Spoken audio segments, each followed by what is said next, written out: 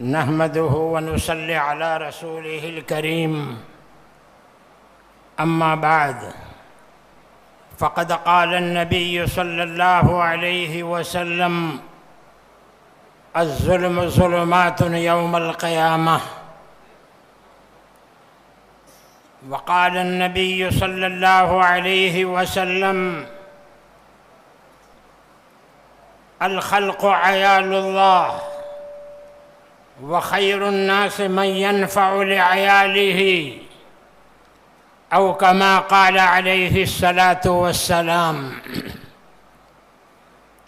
قربان ہو اس پیغمبر پر، قربان ہو اس پیغمبر پر جس نے یہ حقیقت سمجھائی، مخلوق کی خدمت کرنے سے خالق کی عبادت ہوتی ہے۔ دشمن کی گالی کا بدلہ، یہ ہماری تعلیم کا خلاصہ ہے جو آج مدارس کو بدنام کیا جا رہا ہے، علماء کو بدنام کیا جا رہا ہے۔ حالانکہ ہماری تعلیم کا یہ خلاصہ ہے، دشمن کی جو گالی کا بدلہ دیتے ہیں دعا سے ان کے لیے تائید مشقت ہوتی ہے، اللہ کی نصرت ہوتی ہے۔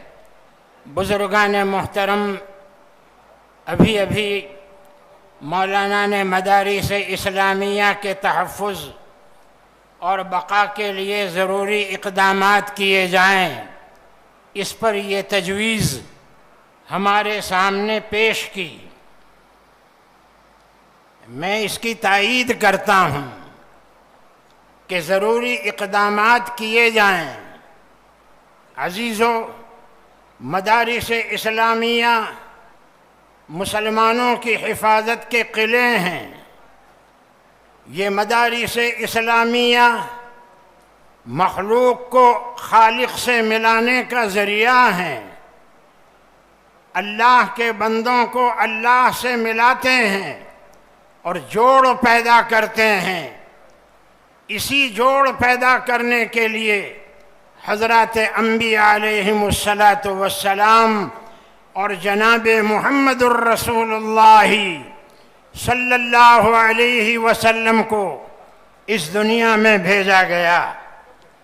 اس کے واقعات ہیں، مثنوی شریف میں بھی ہیں، مگر میں صرف اس کا خلاصہ پیش کر رہا ہوں اور تائید کر رہا ہوں۔ بزرگوں، قرآن کریم میں اللہ کا فرمان ہے: ادفع باللتی ہی احسن فاذا الذی بینک وبینہ عداوۃ کأنہ ولی حمیم۔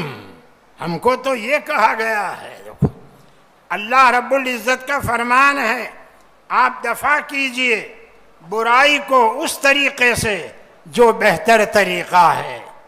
جو تمہارا دشمن ہوگا وہ تمہارا دوست بن جائے گا۔ یہ ہمارے مدارس کی تعلیم ہے جو یہ مدارس کے تحفظ اور بقا کے لیے تجویز پیش کی گئی ہے۔ میں اس کی پرزور تائید کرتا ہوں۔